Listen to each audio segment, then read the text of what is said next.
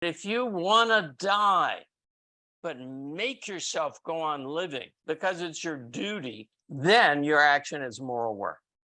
Christianity is generally, and particularly in 20th century America, very watered down and mild compared to Kant. But Kant is the man who saved religion from science and saved Christian ethics from reason. And he did so on the basis of very tricky, intricate reasoning, ultimately resting on nothing but his feelings. And we'll see that. Number one, the basis of obligation. Morality is about what you should do, obligation, right? The basis of obligation must not be sought in the nature of man or in the circumstances in the world in which he is placed, but a priori, simply in the conceptions of pure reason, not from looking at reality, not from anything we perceive or introspect, but from logical twists in our own minds severed from reality. Quoting again, in order that an action should be morally good, it is not enough that it conform to the moral law, but it must also be done for the sake of the law. A good will is good, a good choice is good, not because of what it performs or affects, not by its aptness for the attainment of some proposed end, but simply by virtue of the volition. That is, it is good in itself.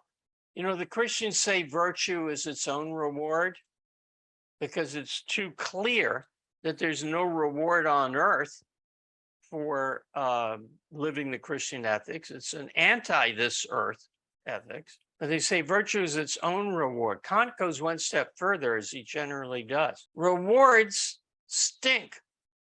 Do it because it's your duty, not because you'll get anything out of it.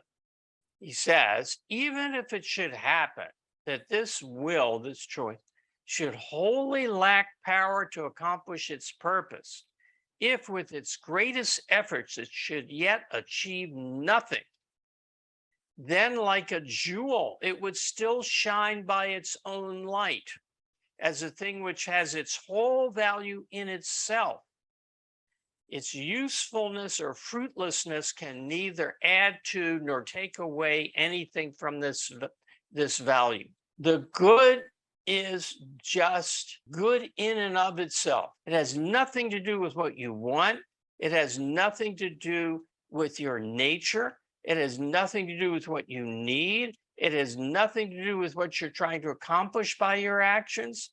It's just because it's your duty. If you do it because it's your duty, if you just say, Sieg Heil, and obey the Fuhrer, that is good. Do I exaggerate? No. The Nazis were Kantians. Comes right out of Kant. The more a cultivated reason applies itself with deliberate purpose to the enjoyment of life and happiness, got that? The more a cultivated reason, like that of John Galt or Howard Roark or Ayn Rand herself, the more cultivated reason applies itself with deliberate purpose to the enjoyment of life and happiness, so much the more does the man fail of true satisfaction. And there naturally arises, if you try to do that, quote, hatred of reason, especially in the case of those who are most experienced in the use of it. They find that they have, in fact, only brought more trouble on their shoulders rather than gained in happiness. You want to use your mind to question the Führer's orders? You're going to fail. The individual mind is helpless to know real reality. You're going to be frustrated, unhappy. Now, this is exactly the wording of Pope Innocent III, writing in about 1200. They don't have an exact date here, but it's before he became Pope when he was a cardinal, and we know he became Pope in 1198. Here's what he says. Man indulges in an infinite variety of business and occupations, yet the end result is the same for all: labor and affliction of mind. The wise men search out and investigate the high heavens, the wide earth, and the deep sea. They dispute about all of them. They write about each of them. They are always learning and teaching. What is the result of all these occupations, if not labor and sorrow and affliction of spirit? The writer of the following lines knew this well by experience, a quote from the Bible. I applied my mind to know wisdom and to know madness and folly. I perceive that this also is but a striving after wind. For in much wisdom is much vexation, and he who increases knowledge increases sorrow. Exactly what our boy Manny is saying here. Kant's first name is Immanuel. Now, he gives two examples of what his ethics means in practice, where you have a duty, not a duty based on reason, not a duty based upon values, not a duty based upon what will happen when you do your duty, but a duty that's just guaranteed by pure logic, without experience, without the world, without who you are, to be obeying the law of consistency or something. To be beneficent, charitable, giving, to be beneficent when we can is a duty. And besides this, there are many minds so sympathetically constituted that without any other vanity or self-interest, they find a pleasure in spreading joy around them and can take delight in the satisfaction of others so far it is their own work. But I maintain that in such a case, an action of this kind, however proper, however amiable it may be, has nevertheless no true moral worth. He goes on to say, after that example, that if a person is so troubled in his own life and his own soul that he can't summon up any sympathy for the plight of others, and he doesn't care at all what happens to them, but he makes himself act charitably, then his action has moral worth. Then he's acting from duty, not just in accordance with duty. Now, how do you know that you're acting from duty? That you do something like you give money to charity. Did I do that because I like thinking of myself as a charitable person, or I like seeing people better off? Or did I do it just because I've got to? And I would do it anyway, even if I didn't get any pleasure out of it. How do you determine that? You can't. You can't. It is absolutely impossible to be certain that you acted from duty, not from inclination. Go out and hurt yourself because you have a chance of maybe it not being done for your own happiness, but out of duty. So as Ayn Rand describes it, it's a ethics of self-torture.